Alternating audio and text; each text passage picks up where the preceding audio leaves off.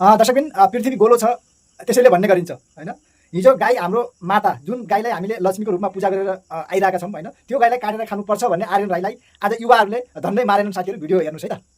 गाईको काट्ने मान्छेलाई अनि हाम्रो देशमा हामी गाई हाम्रो माता हुन्, आमा हुन्, हाम्रो गाई आमा हुन्। किन तपाईले आमा मान्नु चाहिँ मान्नु न, तपाईले भन्नुस् किन नि आरण नै माथि गएर आउँदाखेरिमा यहाँ नाराबाजी चल्यो किन? यहाँ भनेको छ गाई काटेर खान पाउनुपर्छ भनेर। यो कि संसदमा बोल्ने हो, यहाँ बोल्ने ठाउँ होइन, बोल्ने हामी हो, यहाँ बोल्ने हामी हो। यहाँ भनेको पीडितहरु हामी सनातनीहरु आएर आफ्नो प्रचार पाची गर्ने।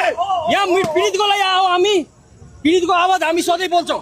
हिजो निर्मला पन्तको लागि गीत गाउने विक्रम छेत्री हो।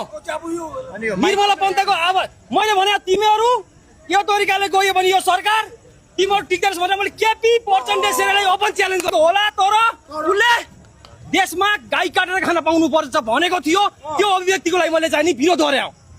सुन्नु होला तपाईले, पनि आएका छौँ, हामी पनि आएका छौँ, तर हामीले चाहिँ विरोध गर्न पाउँछौँ। किन पाउँदैन? होइन उनीहरू सांसद भयो भने चाहिँ पनि बोल्दिनी त्यो हो।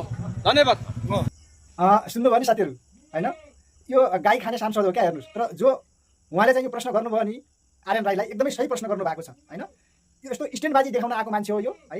यस्ता गाई खान्छु भन्ने यस्ता धेरै भोसडीवालालाई यसलाई चाहिँ दिनुपर्ने हो। अब युवाले दिन सकेन, त्यही पनि एउटा चाहिँ प्रश्न चाहिँ राखेँ। यो चाहिँ मलाई एकदमै ठिक लाग्यो साथीहरू। तपाईँहरूलाई के कस्तो लाग्यो आफ्नो प्रतिक्रिया राख्नु होला है त।